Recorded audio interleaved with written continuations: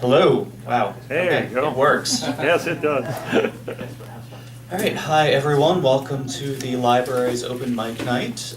We are here to read some stories. I'm Eric. I'll be your host for the evening. I run the Writers' Workshop. We meet on the first and third Tuesday of the month. You're right here in the library. There should be some flyers back there. Mark has done his job. He's on top of things. He's a good guy, Mark.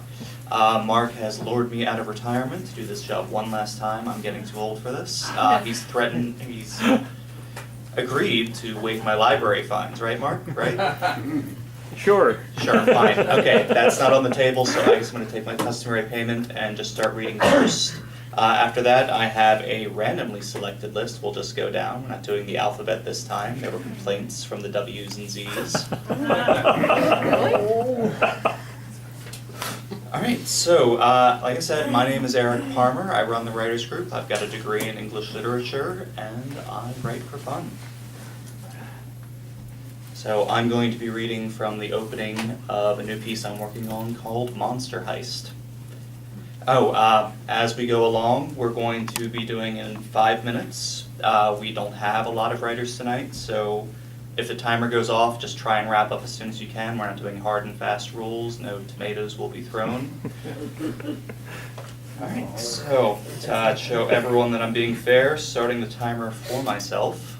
Can't abuse my power that much. All right, and away we go. I'm not mad, but I am a genius. I come from a long line of geniuses, some mad, some not, but all dedicated to science and learning and bettering the human condition, mostly. Our roots stretch back into the nobility, even if we're poor as paupers these days. But even today, the family name commands a certain kind of respect. I am Joseph, and I come from the family of Frankenstein. You may have heard of us, unfortunately. Having the Frankenstein name does tend to put a damper on people responding to resumes in most fields. I don't really want to work in a drafty castle on a lonely mountaintop, or undersea bases hidden from government's prying eyes. I catch cold in the damp. I just want a normal laboratory job in a normal laboratory environment. White coats, Formica countertops, terrible cafeteria food at lunch, drinks after work with accounting. The dream. I legally changed my name to Stein, then the offers came in. But once someone gets wind of the family history, the workplace tends to turn a little hostile. Pitchforks and unlit torches are left by your desk. Jokes about windmills are dropped within earshot. It's, quite frankly, a nightmare. And OSHA hasn't seen fit to issue guidance about not harassing people based on their grandfather raising the dead once or twice. And then reasons are found. Test tubes suddenly left unwashed in the genetics lab, paperwork improperly filed, and I'm packing my things in cardboard boxes and moving on. I take the pitchforks. You can make a cool $20 selling them on Craigslist. I was in the parking lot of my latest failure, another cardboard box clutched to my chest, when the monster found me. Found might not be the best word. I wasn't lost. I sent cards to grandfather every Christmas. We texted. He kept up to date on my career. He knew where I was, and apparently what kind of car I drove, as the monster was leaning against the hood, putting a dent in my Volvo with his weight that would take some custom body work to get out. Adam, I nodded as I tried to shift the box to one arm to get my key fob out with my free hand. The box balanced precariously on my knee, but the monster made no move to take it from me. Joey, he said back, tossing his hair over his shoulder. It was lustrous and full, and I wonder what kind of surgery grandfather had perfected it to get it look so natural. Whatever it was, it must have made him a fortune among the rich and balding. I actually go by Joseph now. I popped the trunk and put my belongings in with practiced ease. I always left enough room for the box, even when the space was crowded with everything else that fit in there. I've been here before. Or Joe, if we're being informal. Or we've slept together. The monster snorted. You wish. I let my eyes wander over him. It wasn't an unpleasant journey. Grandfather had been busy. Surgery after surgery to make every inch of him perfect. And there were a lot of inches. The scars I remembered from my youth were invisible. His skin was pink and flawless. His nose was sculpted to perfectly resemble the leading man of a recent blockbuster. I recognized it right off the bat. The actor had always been a favorite of grandfather's. I assumed the thespian's continued youthful appearance had something to do with grandfather's patronage. But even with the trendy nose, there's only so much you can do with a 7-foot-tall hawking monstrosity to distract from the fact that he's a 7-foot-tall hawking monstrosity. Even with all the refinements, he was still the monster. Not my ideal partner. But not bad either. I slammed the trunk shut. "You're needed," the monster said, standing up off the hood with an audible creak from the car's suspension. "I'm busy," I said, making my way to the driver's side door. "You don't look busy. You look fired." The monster's voice was bored, like he'd rather be anywhere but here. He'd never really gotten along with the rest of the family, just grandfather, after they'd patched things up from their original rough outing. "Yes, that means I'm now busy," I emphasized the word, "looking for a new job." "It's for a job." I did my best to give him a level glare. It wasn't easy as he was now standing up and towering 1.5 feet above me. It's hard to glare with a crick in your neck. "I don't work for him anymore. We're family, that's it." The monster sighed, but his sighs were more like the sound of a motorcycle engine kicking to life. It was a matter of scale. He crossed his arm, and underneath his black tailored cotton t-shirt, his dead man's stiff biceps flexed menacingly. Only he could flex menacingly. When he babysat me as a child, all he had to do was flex, and that pilfered cookie was quickly put back in the cookie jar. "Consider yourself an independent contractor then," he said. "I don't care, but you need to come with me to hear him out." "I'm busy," I repeated, getting the driver's seat, shutting the door and turning the key, bringing the car to life. The monster shrugged, his cantaloupe-sized shoulders rolling hypnotically before, without taking his eyes off mine, he drove a fist down through the dent his ass had left and into my engine block. With a yank, he pulled out a tangle of wire and scrap metal. He examined his hull before tossing it disdainfully on a nearby truck, wiping the oil from his hands on his designer jeans.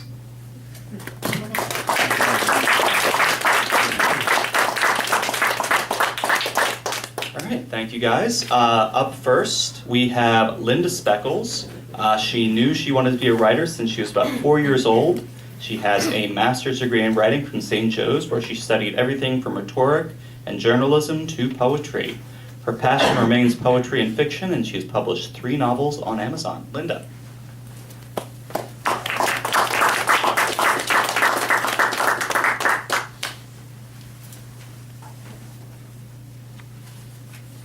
So I'm going to read from a book called Fortune Takes a Coffee Break.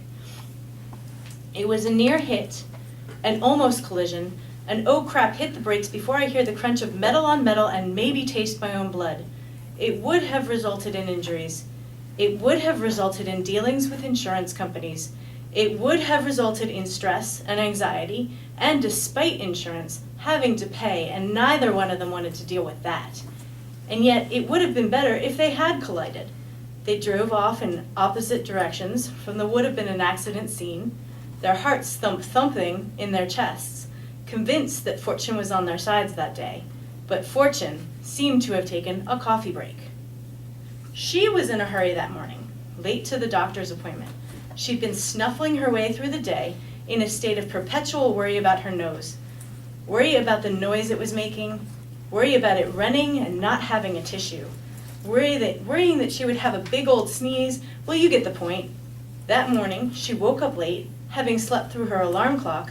She called out sick and then called the doctor, who miraculously was able to schedule her for that morning. And then everything else started to go wrong. The shower scalded her and then turned icy cold before she had a chance to get the shampoo out of her hair. Her toast, which she preferred to be slightly crispy, was slightly black. The water for her tea wouldn't heat up quickly enough.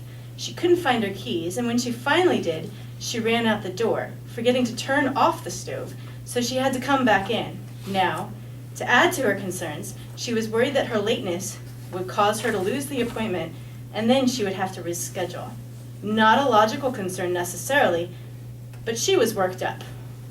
She pushed down harder on the accelerator, trying to defy time. She barely saw the other car pulling through the intersection. He sort of drifted out, like he was daydreaming or something. He definitely didn't look left, right, and then left again. She slammed on the brakes and slammed on the horn, which seemed to awaken him out of his daze. As she swerved, he accelerated, and they both continued on their way. Sometimes it takes a while for minor mistakes to be noticed by those in charge. But eventually they do, because the minor mistakes can have unforeseen consequences. When the oversight was noticed by those higher than Fortune, he was called into his boss's office.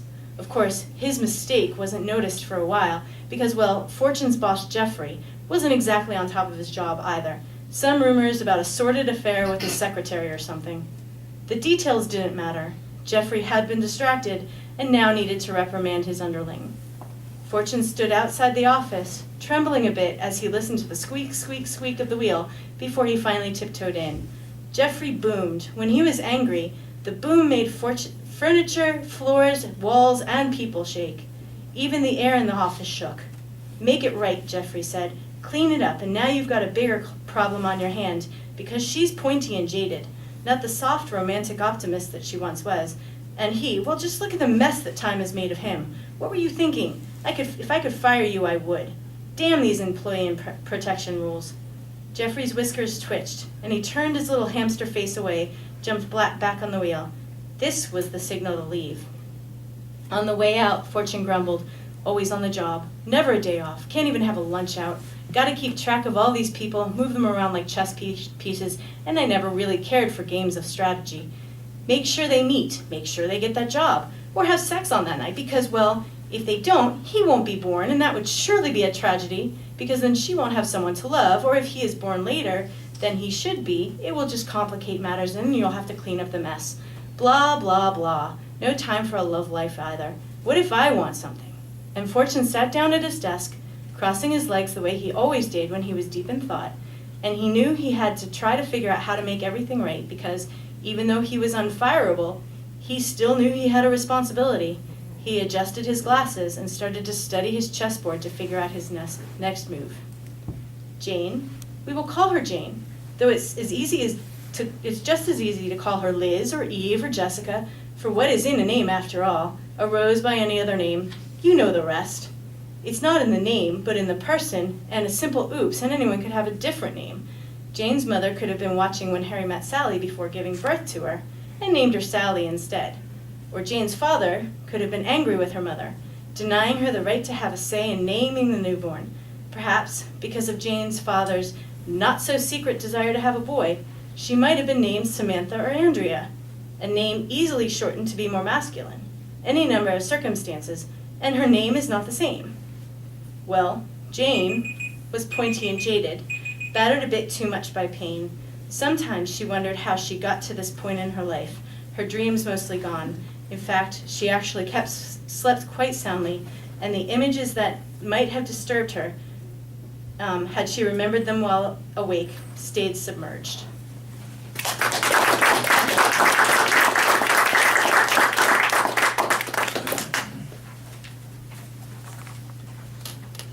All right, thank you, Linda. Up next, we have Paul Celentano. He's worked as a technician for a fire alarm company for 26 years until he was fired for refusing to falsify the documentation of a fire alarm inspection reports.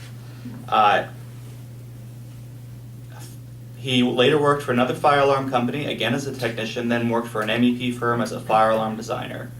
Fire Alarms Kill People is a collection of stories from his days as a technician. The stories range from pure entertainment to disturbing observations of why fire codes are written with the ashes from the charred remains. Paul.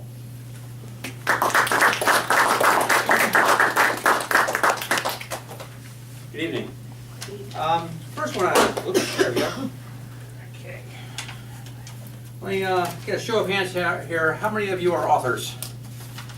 Okay, we got a bunch here. So, what's the easiest part about writing a book? Writing your book. What's the most difficult and tedious part of writing a book? And then we'll get to the story later. The overlooked and painful task of writing the preface, the foreword, and the introduction. So if you have a pen and paper, I want to have you write down a website.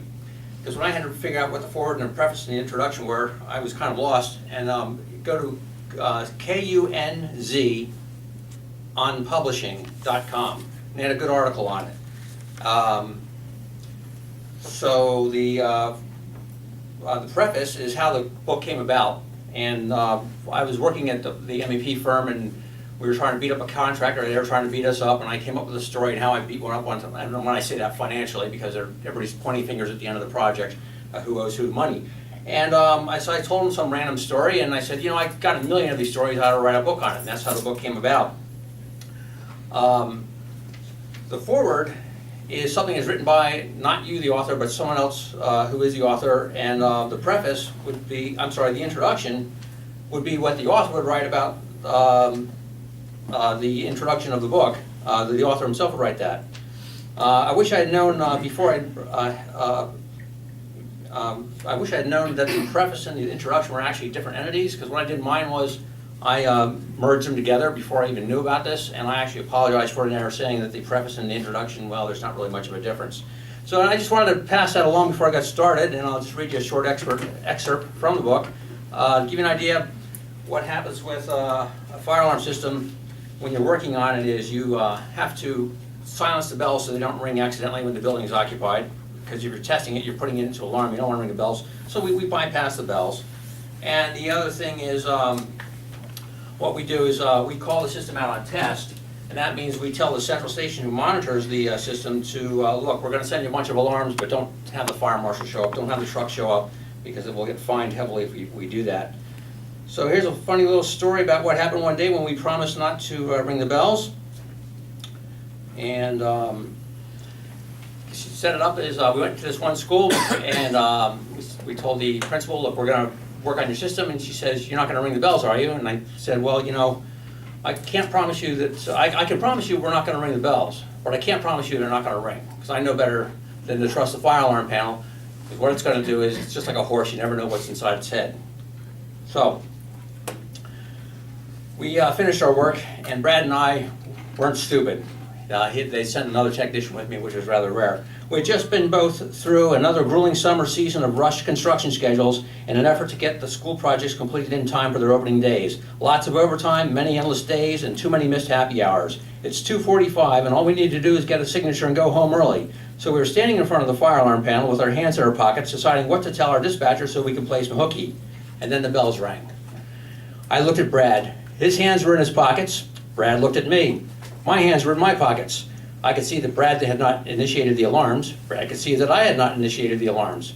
Brad and I could see in each other's faces that we knew the principal was going to go ballistic. You can see how this would only be half as funny if we only had one technician at the site. Brad and I bolted for the fire alarm panel, and we saw that the fire alarm had come from a pull station all the way across the building. We didn't silence the alarm. What if there was a real fire? I should have mentioned by this time we had re-enabled the bells. But so we ran in the direction of the alarm. The corridors were filled with children, parents, teachers, all of whom were ignoring the alarms. Because remember, fire alarms kill people unless used as directed. Halfway through the building, I looked to the left and saw the principal inside the main office. With the alarm sounding loudly, our adrenaline rushing, the moment filled with emotions of fear and rage. Our eyes met through the doorway. But now is not the time for romance. What were you thinking anyway? This is a fire alarm, sorry. Try to focus. She was furious as she screamed at us. I told you not to ring the bells. I yelled back over the sounding alarms. We did not ring them. You might have a real fire. As if nothing was out of the ordinary, the buses were still being called over the PA system. No one was heeding the alarms, and most were simply going about their business, lining up in bus lines, dropping off notes at the office, meeting parents. Brad and I continued down the corridor until we reached the other end of the building, where we found a mother standing by her son, who appeared to be around 4 years old. The boy looked like he was about to burst into tears, and on the wall next to him, the handle of a pull station awkwardly sticking out. False alarm. You see, it was the late 1990s, and the ADA had been recently enacted. The subsequent codes finally found their way into the specifications for new systems. The new codes had lowered the height requirements for pull stations, making them wheelchair accessible. And because the road to hell is paved with good intentions, unintended consequences reared their ugly little heads. The pull stations were now in the reach of curious little boys, and that's why we now have stopper covers called screamers. And it goes on to say how in the world of technology, if you fix one, you cause two, and there's an acronym in there somewhere, but I'm not to publish that.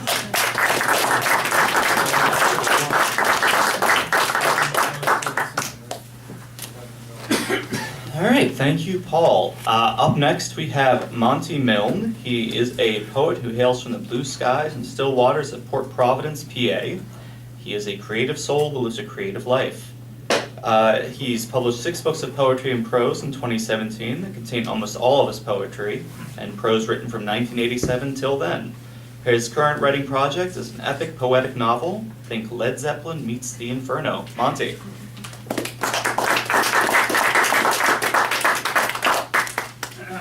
All right. It's been said the first songwriters were poets, so tonight I decided to read a couple of my original songs, the lyrics. This one's called Spirit. Restless as a shadow, wear the lion's mane. Prayer for a moment, something I can't name. Something I can't name. Peer into a mirror, life before my eyes. Sink into a soft light, the clouds have all passed by. The clouds have all passed by. A shrine of mental promise, all I see is blue.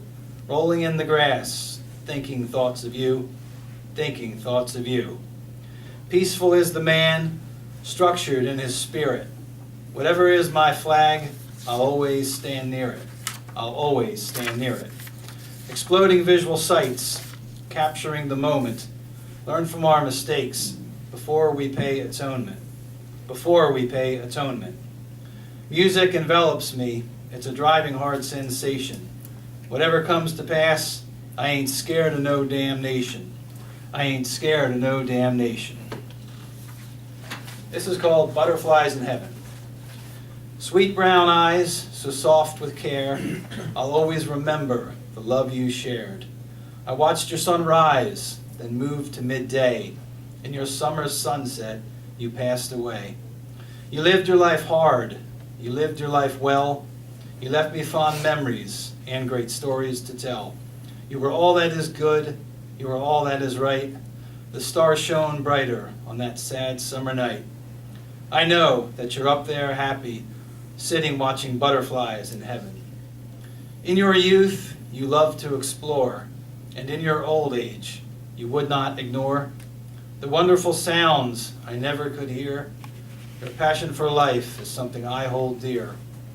Seasons went by, sun and snow. Your cycle of life I saw come and go.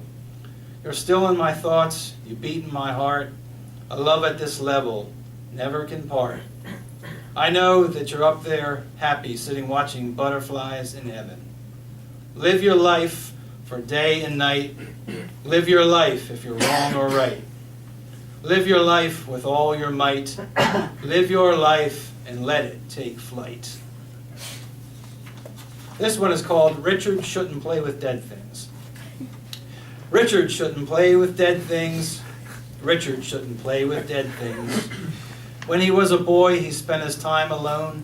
No brothers or sisters filled his empty home.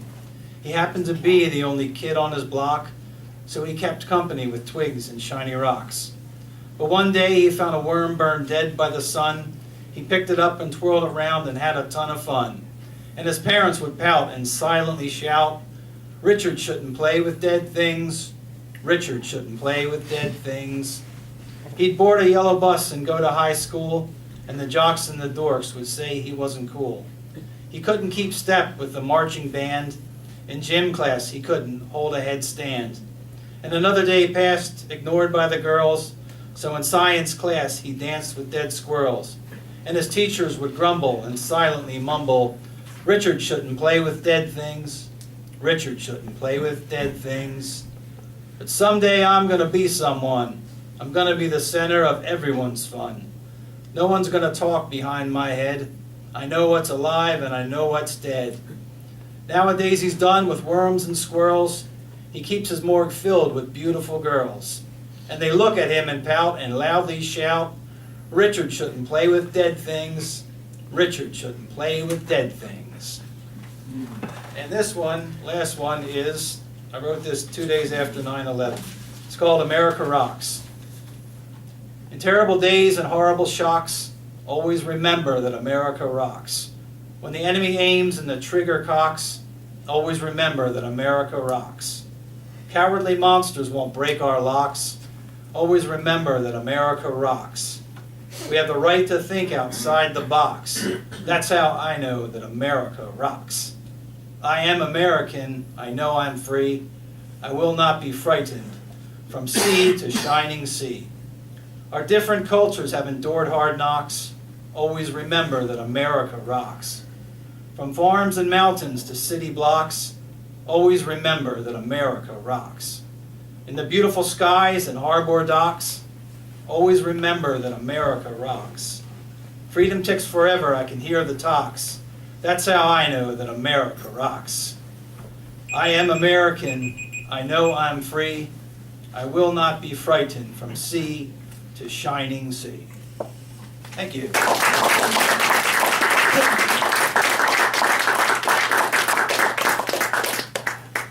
All right, thank you, Monty. Up next, we have Christine Emmert. She believes words can change the world. She's been writing most of her long life. Her plays have been performed in the USA, Canada, and the UK. Her poetry has been published in journals and anthologies. Her novel, The Nun's Dragon, is in print on Amazon, and this fall she's presenting her own piece, Fragments from a Witch's Journal, at the Philly Fringe Festival. Christine lives in Valley Forge with her husband, Richard. Christine.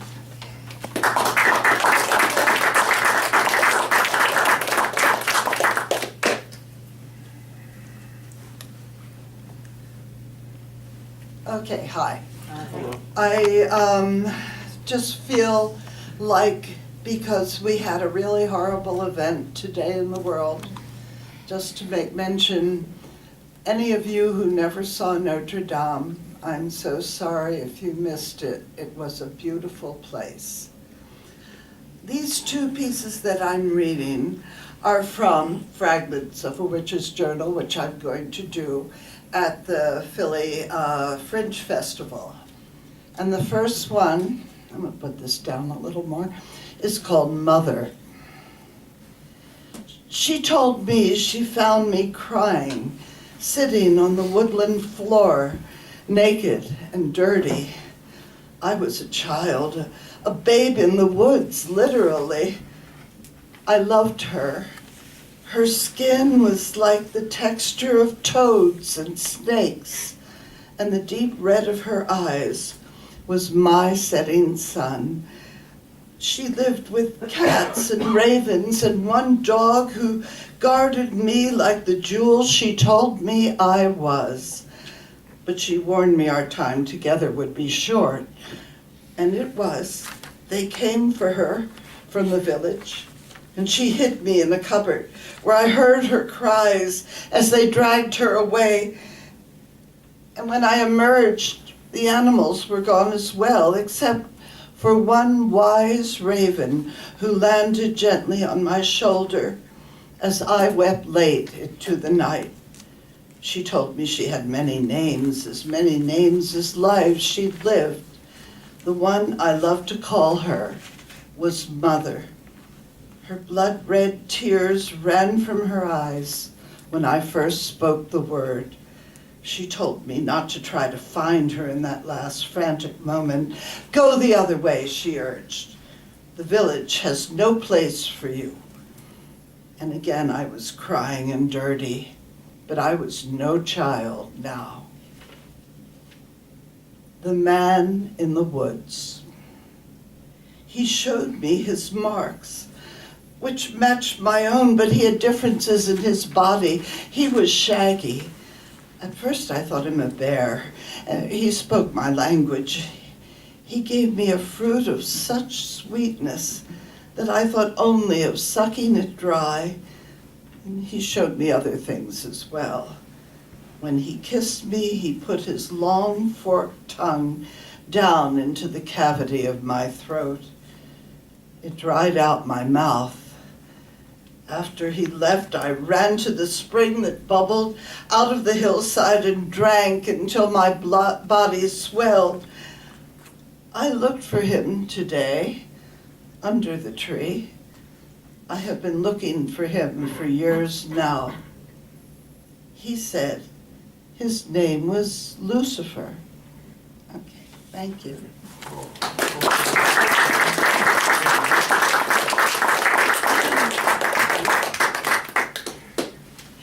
All right, thank you, Christine. Up next, we have Rich Wilhelm. He is a writer, editor, cemetery tour guide, and notebook maker.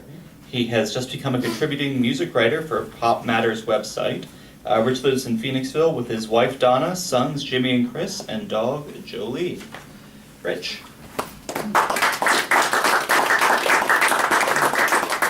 Thank you. This is a true story. It is also a fresh story, so please forgive me if my emotions go unchecked. My workout buddy has started to visit another gym. He let me know last week via a text message that he has moved from Planet Fitness, where we'd been working out in the early mornings, back to the YMCA, which is where we first met. A text message. The nerve. The unmitigated gall. Okay, fine. I'm still trying to process this. Let me give you some history as I attempt to pull myself together. Having and being a workout buddy might not seem like a big deal for some people, but for me, it was a vaguely unattainable goal. Going back to my first junior high school PE experience, when I walked into the gym with my shorts on backwards. Most of my public exercise moments have been awkward at best. I was not fond of the deep end of swimming pools. I inevitably rotated in the wrong direction while playing volleyball, and the thought of wrestling another guy filled me with existential dread. Despite all this, about 20 years ago, I joined the Phoenixville YMCA and became one of the regular early morning Y people. For years, I saw the same faces, but these acquaintances fell short of workout buddy status. We might exchange a good morning nod in the locker room or out by the treadmills. We might or might not know each other's names. If I encountered one of these early morning Y guys outside the Y, at say Giant or Acme, there might be a glimmer of barely perceptible recognition, or maybe a slight variation of the good morning nod. But that was it. It was an odd way to know someone, especially if you showered in their general proximity 4 or 5 times a week. But I was just as responsible for this social awkwardness, as I didn't go out of my way to introduce myself to them any more than they did to me. I did occasionally try to have workout buddies. In fact, I even went out on a Friday night with one of the early morning Y guys, and we played a few games of the greatest sport ever invented, bowling. And while that was fun, because when is bowling not fun? Exactly. There also wasn't any particular spark between us that could lead to more permanent workout buddy status. I also can't forget the time my wife's British friend Jim came to stay with us for a week. Jim tagged along with me to the Y on the mornings he was in town, and to my chagrin, Jim instantly made friends with the early morning Y guys that I had been seeing for years. I just stood there, jealously wondering what Jim's secret was. I suppose the guys were beguiled by Jim's accent. So I've never felt like a good candidate to be a workout buddy. This made me sad, but I got on with my life, which outside the gym is actually pretty cool. I am, after all, a cemetery tour guide. However, this situation changed about 2 years ago when I met my current workout buddy. He and I probably saw each other for several weeks around the gym before we decided to break through the wall of gym anonymity and introduce ourselves. Soon after, we unofficially became workout buddies. I say unofficially because, as far as I know, there is not a specific ceremony in which the title of workout buddy is bestowed. I should note that, while we have quite a bit in common, my workout buddy and I are in different stages of life. He's younger than me, to the point where another Planet Fitness patron mistook us for father and son. We are both dads, but my sons are 20 and 16 years old, while my buddy's adorable kids are just 3 and 1. As workout buddies, we had loosely defined roles. We don't spot each other while lifting weights or anything like that. We've mostly just been in the gym at the same time, doing generally the same things. But having him around last year was enough to inspire me to keep coming to the gym on a regular enough basis that last October I completed my first 5K, Laurel Hill Cemetery's Rest in Peace run. This 5K is the only public athletic event I've ever done, other than once being in a bowling league, of course, and I probably would not have done it if not for my workout buddy. Most importantly, from almost the moment we introduced ourselves, we began an ongoing post-workout conversation in the gym parking lot before moving on to our work days. Just your basic talk, kids, jobs, houses, movies, music, but the kind of conversation that gets the day off to a good start. The kind of conversation that over time turns workout buddies into friends.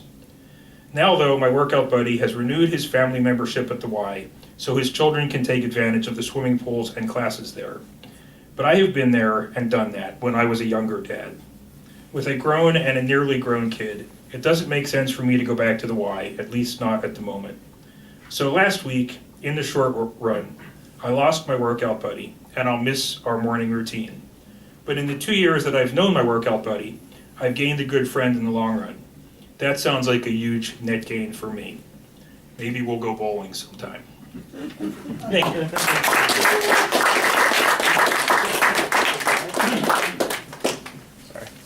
All right, thank you, Rich. Up next is the aforementioned Chris Wilhelm. He is a junior at Phoenixville High School, where he works as a cameraman for the school's television station.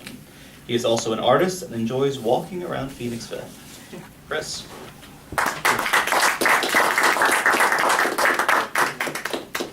I think I'll just keep the hat off. All right, got 3 poems here I'm gonna read tonight. And before I get into them, I actually started writing. Okay, all right, talking a little too fast. I wrote a little bit when I was in 8th grade, and then I kind of fell out for a while.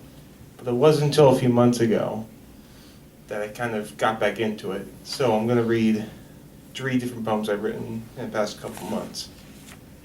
All right, first one is called Winter Blues. Oops.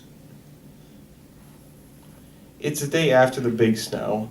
My mind scrambled, eyes are in desperate need of rest. Once stepped into the soggy grass, cold sweat irritates my skin. I am unable to think. I don't know where to look. The snow is so shiny it blinds me. It comes to a point where my feet are numb and I can barely feel them. Huge puddles of water lay on the sidewalks and streets. There's no clue what I'll do. All I can do is feel the winter blues. Alright, next one is called Overthinking. There's stuff in life we gotta face, as if the library is a strange place. The odds of getting everything you want are 50-50. Be careful, the work can be shifty. How common is it to approach a man who begs a ride to Wawa? If it was up to me, I would just give him a Chihuahua. Think about the lessons you learned in life. Don't take it the other way, as painful as a knife. If you overthink, you'll go crazy and stink. Alright, last one here is called Bob Dylan Fever. I lay under the sheets. A quiet radio plays Tangled Up in Blue. Other than the birds chirping, it's the only sound to be heard. Once I hit the brakes, 88.5 plays an alternate version of She Belongs to Me. While in the back room scanning files, I hear Blonde on Blonde coming out of someone's headsets. Before leaving, I noticed a party going on in the cafe that was playing all along the watchtower on a record player. At a red light, I see someone in the basement window mixing something. Above the window is a sign that says John's Place. Once home, a package lays on my doorstep. It doesn't say who it's from. I open it, and spot on is Dylan himself. I try to flee, but my car breaks down, and I'm stuck inside Mobile, Memphis Blues again. Thank you.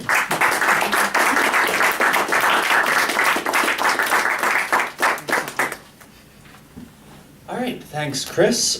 We've reached about the halfway point of our evening tonight, so just a reminder, there are flyers over there for the writing group, as well as cookies, pretzels, water. Mark takes care of us, so eat the snacks, please. Up next, we have Lou Beccaria. He has been the president/CEO of the Phoenixville Community Health Foundation for the past 21 years. He's been a writer in philanthropy and has worked for In Philanthropy for 30 years. His professional career also includes time in government and in nonprofit agencies involving criminal/juvenile justice, health and human services, and higher education. Lou.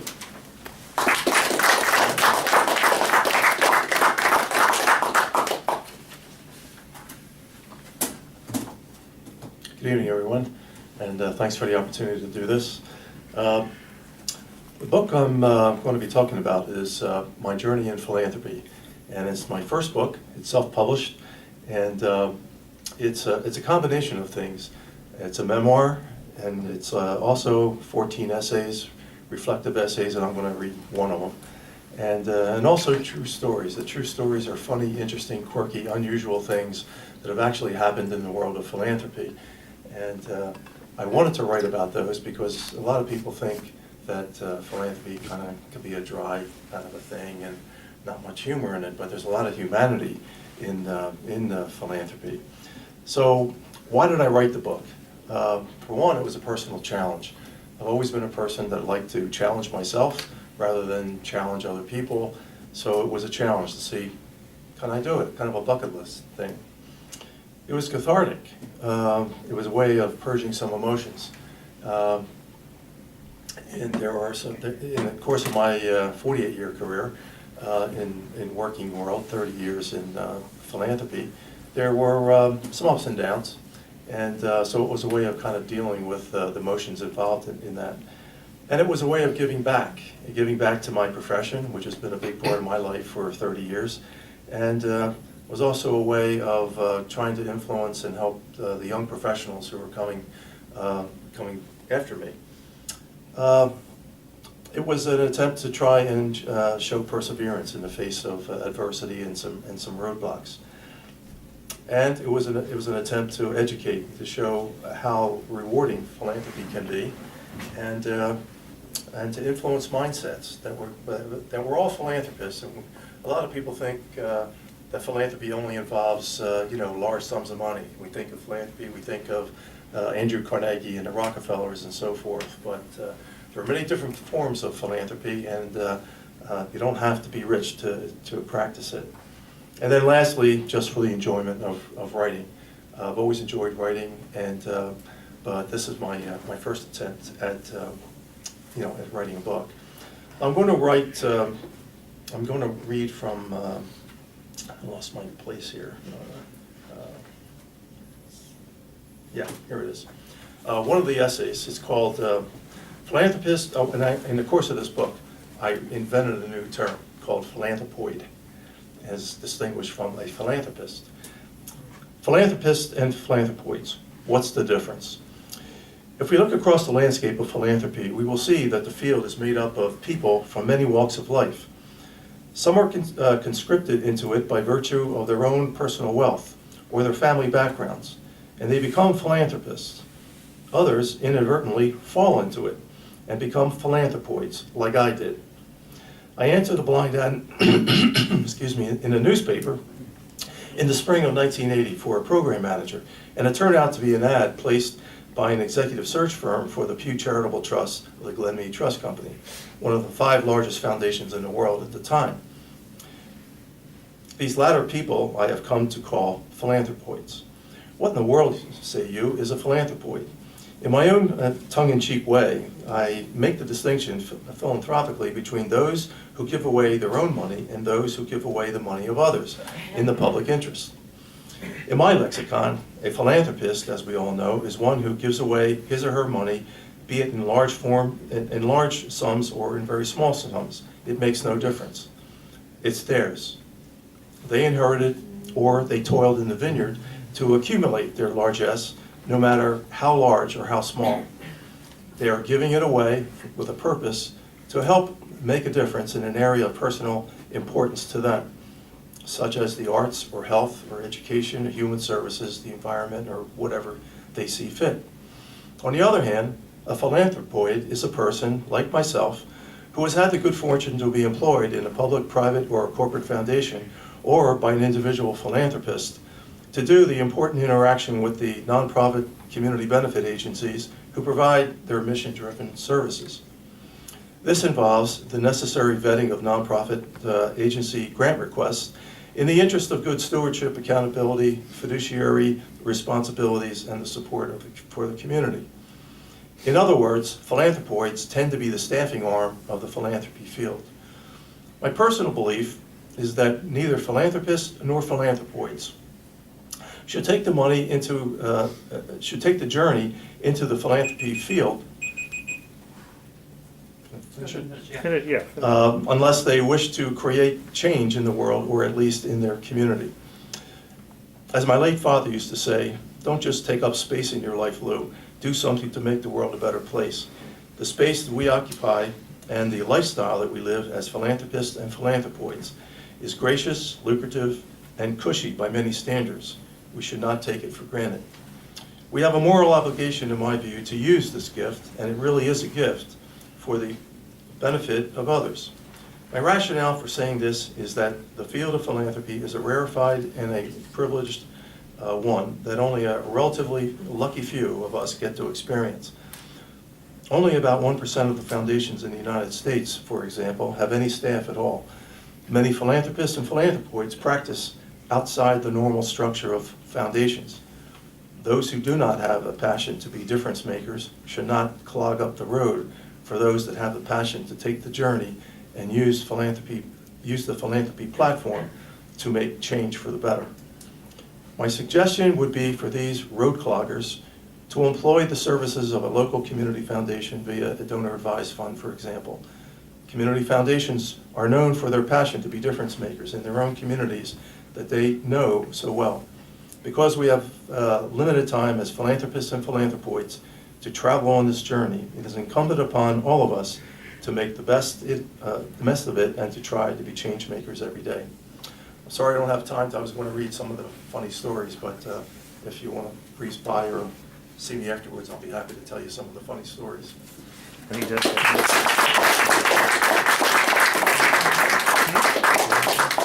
does have copies of the book for sale back here. Copies of the book are for sale back there.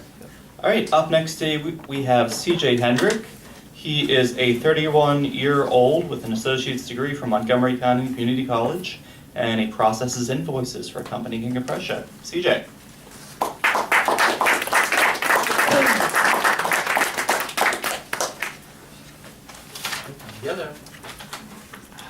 This is an excerpt from a superhero anthology story I'm writing. This section is from The Adventures of Zenko the Flame Girl. In the woods outside her school, young Linda Dale followed the scent of peppermint, searching for a classmate. Come on, Mary, I know you're doing that weirdo magic stuff. I can smell those candles you like to burn. She entered a clearing and saw what looked like a ritual site. Lit candles surrounded by a pentagram, and a mirage seemed to hang over it. Okay, that's a nice effect, said Linda as she walked over, blowing out the candles. But come on, we're in the middle of the woods. Don't just leave a bunch of candles burning without... Suddenly, the mirage flashed. She let out a yelp, stumbling backwards and shocked. What was that? A glowing creature ran out of the mirage, resembling a white fox with a black stripe. The fox stared at Linda in apparent confusion before rushing her while going into a transparent state. Before Linda could absorb this event, the fox phased into her chest like jello through a screen door. Linda breathed heavily and went into a painful spasm as her blood went cold. She slowly came to her senses as her body temperature returned, only to panic again as she became inexplicably hot. Her temperature increased higher and higher, instinctively arching her back, until she unleashed a burst of energy around her. Linda collapsed, staring at the sky as her temperature returned to normal. She rolled over and pushed herself to her feet, and saw the force she exuded singe the grass in a circle around her. She stood quietly for a moment, before letting out a tiny giggle, which became a triumphant laugh. Feeling an incredible surge of energy, she ran towards a tree and dashed straight up with incredible agility, sitting on a sturdy branch in a fox-like pose. She then stood on the branch, looking down at her hands, which radiated heat. Taking a deep breath, she felt her body temperature rise again. With concentration, the heat moved directly to her hands, making them even hotter and seeming to exude hot air. She forced more energy through her hands, only to nearly lose her balance when the hot air she created nearly pushed her off. She propped herself against the tree for balance before continuing her experiment. She eventually produced enough of a gale to blow the leaves at the end of the branch. She cut herself off and attempted to create an equally powerful gust faster. After 5 minutes of flexing her powers, she found she could create a concussive burst of wind in a moment's notice. Getting a brainstorm, she hopped off the branch, slowing her free fall to a light drifting speed by aiming her wind at the ground. With a grin, she dashed toward another tree and, propelling herself with hot wind, was able to get higher than her first excursion in half the time. She looked around at the view, seeing a sturdy branch on a nearby tree. Taking a deep breath, she leapt from her branch, extending her time in the air with a prolonged burst of air, landing neatly on the branch. She started to rise to her feet, only for the branch to break under her weight. She let out an involuntary gasp as she tumbled down, but she twisted herself around and pointed her hands at the ground, using her hot wind to slow her descent. She came to a complete stop roughly 10 feet from the ground. Excited at the implication, she output more power and began to fly as fire came from her hands. Once she cleared the tree, she unleashed flames from her feet and rocketed with incredible speed, twirling like a drill. After a minute of flight, she cut off her power and backflipped, spreading her arms and legs like a skydiver as she began to free fall. Amazing, she thought, watching the world stretch out before her. I think I was flying faster than I'm falling. This incredible breeze, this view, this is my private kingdom. Okay, now I'm falling faster than I flew. She gave one more flip and slowed her descent to a glide. She intended to land gracefully on a tree branch, only to clip her shoulder and lose her focus. She frantically flailed as her arms as she lost her focus before she clutched the trunk of another tree to stop. She shimmied down the tree, taking one more deep breath. She went silent for a moment before giggling again. I don't know where that little fox went, but I need to thank him and thank him for giving me this gift. She stood up and stretched. So let's see, I have the speed and agility of a fox, but I can fly and create fire. Should I be the flying fox? No, that's no good. What's that have to do with fire? Foxfire? Well, that doesn't mention flying. Flame girl? That's too generic. The bell signaling dinner rang and Linda dashed towards the school. Guess I don't have to figure it out now. Can't just go out and fight crime until I learn all my powers. Don't want to find out the hard way I'm not bulletproof. But how would I even test that? Hey look, I beat the clock. Thank you.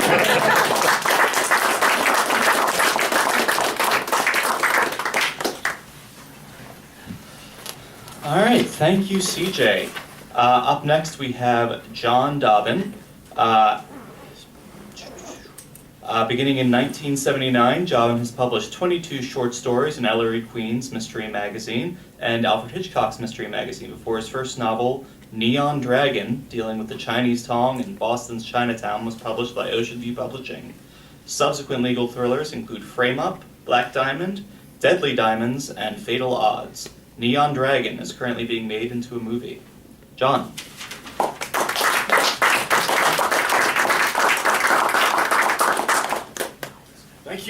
Thank you.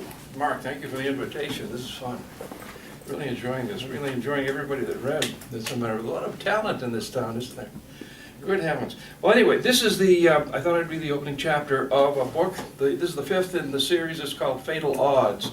It's a legal thriller series, and it involves two lawyers, one who tells the story of the first person, and his name is Michael Knight, and he partners up with an old-time tough lion of the Boston criminal bar by the name of Lex Devlin.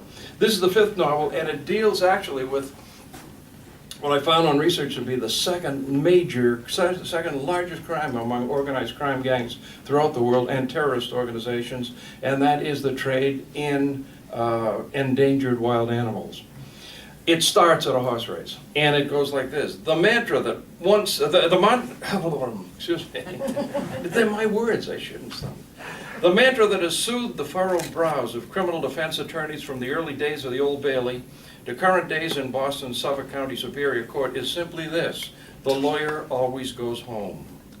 On the other hand, it provides little solace to one facing that most humbling challenge a lawyer can face, defending a client the lawyer truly believes to be innocent. Doing one's best and, quote, going home falls painfully short of the mark. The only bearable outcome is winning, and that's a curse.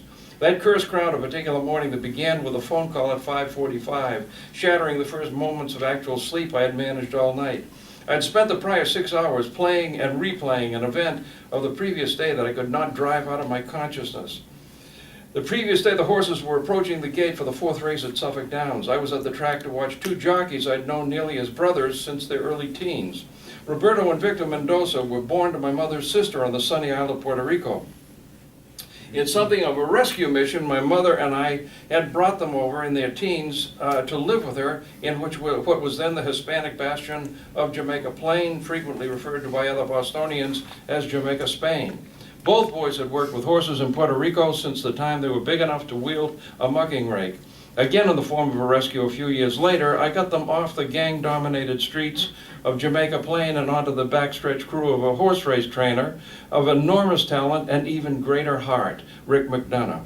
He had an eye for talent. He had them both in the saddle as exercise boys before their 16th birthday. The jump from there to the calling of a jockey required three things: horsemanship, courage, and size. No teacher on earth could instill the subtle arts of horsemanship better than Rick. Courage, on the other hand, is or is not inborn, and no man or woman can engage in that most dangerous of all sports without a generous God-given abundance of it. Diminutive size, the ability to weigh in within ounces of 110 pounds, as Rick often said, is also cannot be taught. As fate had it, Robert and Victor were blessed with all three. By their 19th birthday, they were both among the 10 leading riders at Suffolk Downs. The horses were at the post. Roberto, the older brother by a year, was on Dante's Pride in post position 3. Victor's horse, Summer Breeze, was beside him in post position 4. I remember glancing at the tote board and noticing that Roberto's horse was the odds-on favorite at even money.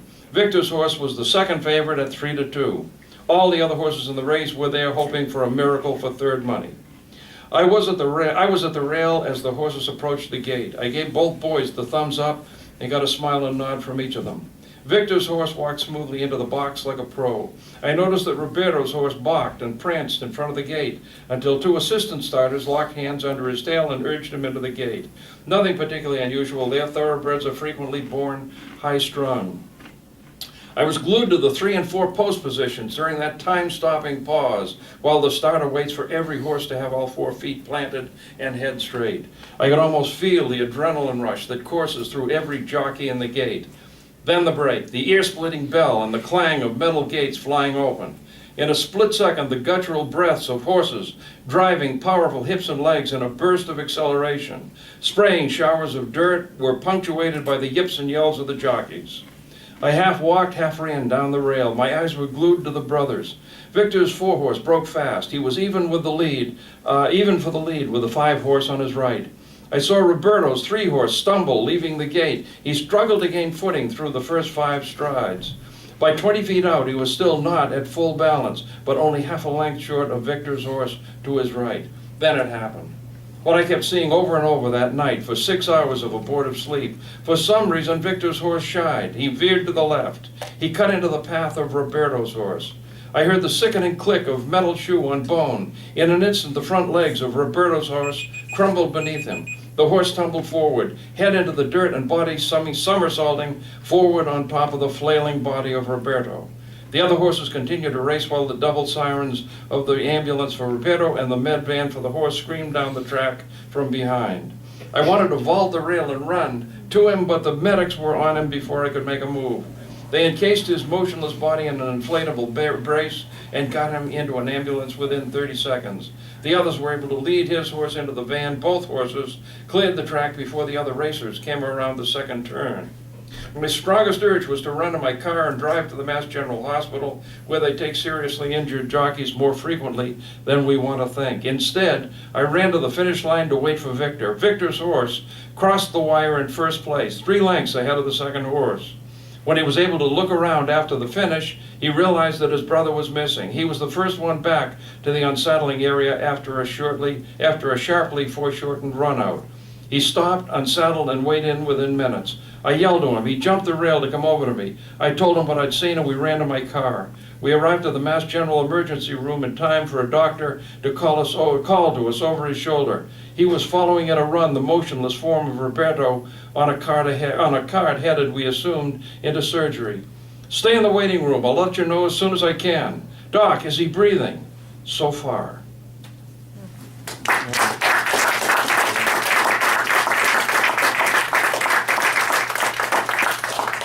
And he also has books. He also has books for sale over there, so come take a look after we finish up. All right, up next we have Gail Chirella Alba. She helps people who care for others care for themselves. She's the founder of selfcareoasis.com, author of Yokibik's Mind Body Fitness, co-author of Fruits of Care, Guide to Family Caregiving, and host of the Yogi Caregiver podcast. Gail.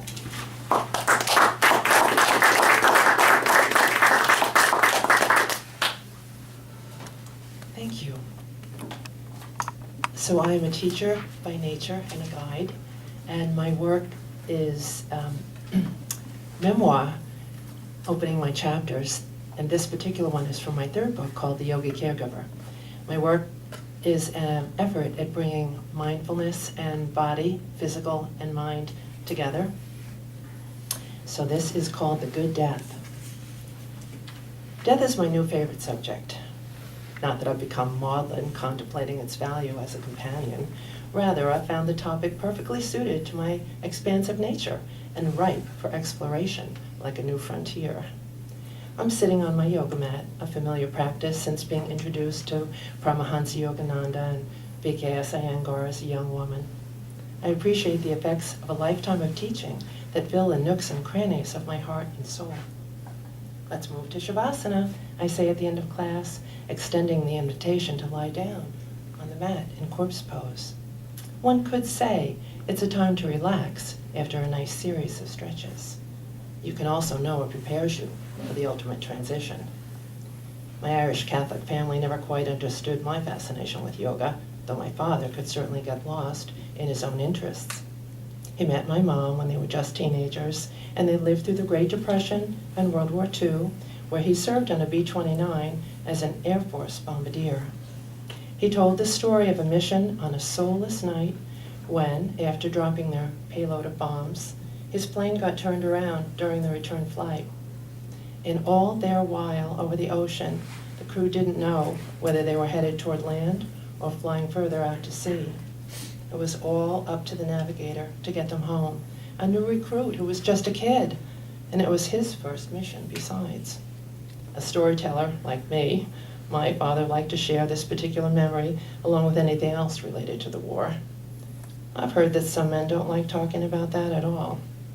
This was not the case in our house.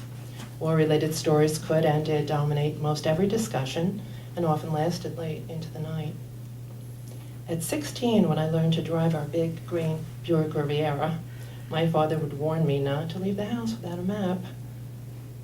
And through the decades, it became increasingly clear he wasn't getting in the car with anyone who didn't have one. With time, the reminders were clearly overmuch. It made plenty of sense to him, though, given his wish that he could have had a good one handy way back when, along with the knowledge of how to use it. He wouldn't let that happen again. Navigating became a lifelong fascination for him. He was determined in so many ways. At the end, he navigated death carefully, just as he navigated life. As he had become increasingly weak, we all gave him exceptional care, gobs of loving attention.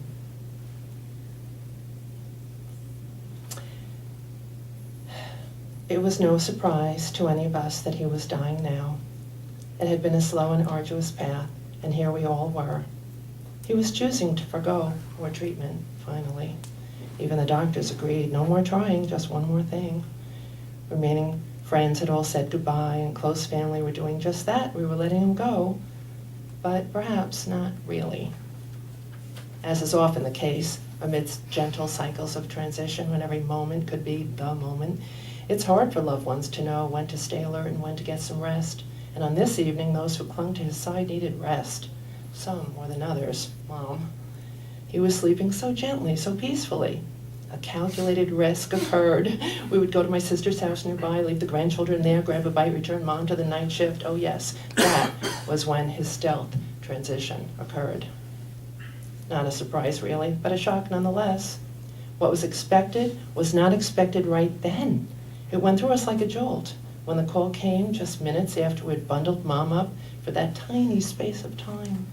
We were just there, she kept saying. Knowing him, I'm pretty sure he just waited till he was alone. He'd finally get while the getting was good. Sometimes they wait until you leave to find their way home. My mother, 4 years later, she too said no more, and there was no fear or resistance from any one of us trying to hold on. I felt the beauty in that room, the rituals of cleansing, listening to her breath, seeing to it that she was not in pain. She had been sturdy till the end, responsive and lively, but now she was praying to go, to be with those who passed before her. When she pulled me to her, she told me her mother was sitting nearby watching over her. She seemed sheepish and asked if I believed her, and I assured her that yes, I did with all my heart. Other times it's good to be there when they pass. How fortunate we are to witness this, I think. It can be as natural and gentle as going from one moment to the next and then the next. Shavasana. Is there such a thing as a good death? As a yogi, I've held space for others to pass, and it has never been more a part of life than when it proceeds without fear of failure. For those who remain, the hardest part can be the loss to ourselves when feeling a loved one pass, second only to our own fears around the entire subject. Yet as I observe the dying person who turns their attention away from you, they see what you cannot. They are almost finished with loving. Imagine the new world that has begun to shine bright, and they are in a world that now they only can see. When we love what is good in life, perhaps we can let the good death be.